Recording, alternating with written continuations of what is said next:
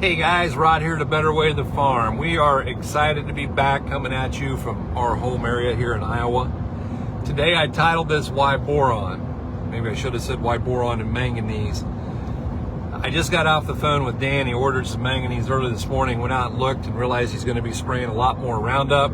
So he's going to be needing a lot more manganese to put with that.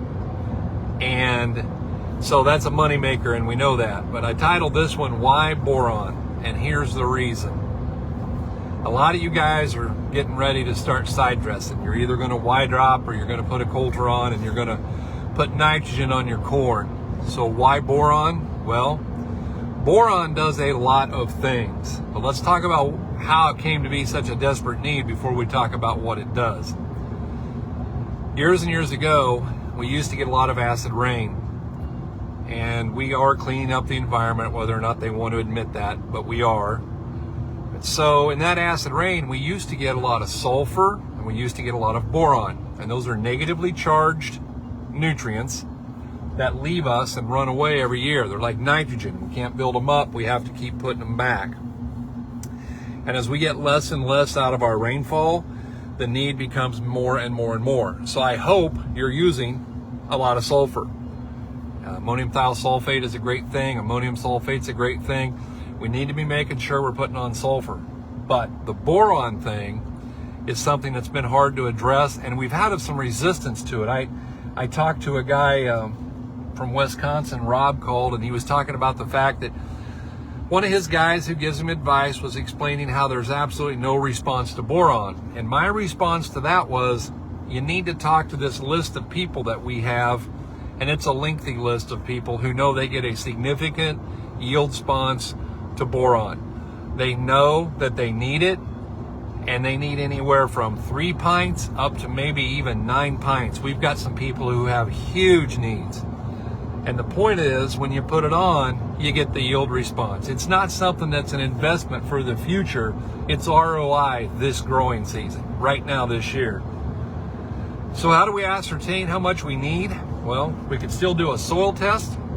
That'd be a great thing. And even better is we could do a tissue test. And if you're interested in that, reach out to us. We can talk about getting that account set up, get those tissue tests ran, and see exactly what you need across the whole spectrum.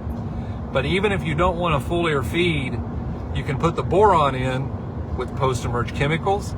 You can apply boron with your nitrogen.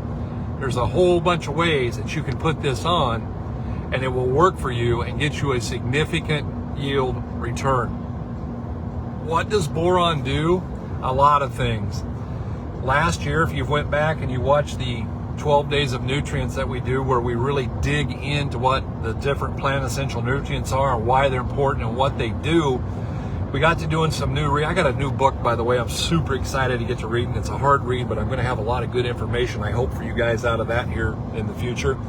But when I got to digging last year, I found these studies that had been done, and they were saying that having adequate boron present in the root zone makes phosphorus more available, because the boron feeds the microbes, and in particular, it makes the mycorrhiza flourish, and mycorrhiza are important for phosphorus conversion into the plant. And so consequently, adequate boron actually makes phosphorus more available. Adequate boron improves bloom. That would be bloom in your soybeans, that would be silk and pollen in your corn.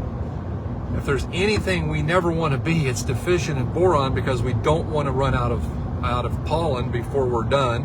We don't want to be short on silks, because that's where the ear starts setting back. It's one of the many things that we do to reduce yield. The other thing that we know that it does, and one of the big ones, there's a bunch, but of the big ones, is it helps make nitrogen work better. Guys, nitrogen is expensive. Let's do everything that we can to utilize the nitrogen that we're putting on. And so therefore, there are a multitude of reasons to put boron on. And guys, I just want to encourage you to think about this. You can take a soil test, you can take a tissue test, you can call us and we can talk about it. Reach out to us, 641-919-1206. Send us a text, give us a call, get us a message right here. I want to give a big shout out and say hey to Rob and to Dan, who joined the team yesterday and are getting started with some of these nutrients as they're doing their glyphosate or as they're doing their side dress, and they know what they've got to do to get more back this year. And so guys, that's one of the things that we can do. Hey, by the way, if you want some interesting entertainment, you can go over on TikTok and watch some of our videos over there. If you are interested in taking the profit calculator, swing by abetterwaytofarm.com and fill out that profit calculator and see what you can gain there.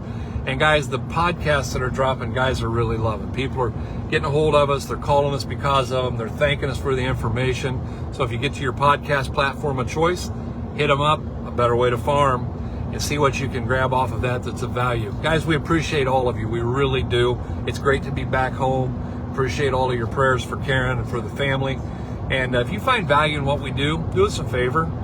Share this with a friend, tag a buddy, and if you happen to listen to the podcast, please give us a review and give us a rating. We would really appreciate that.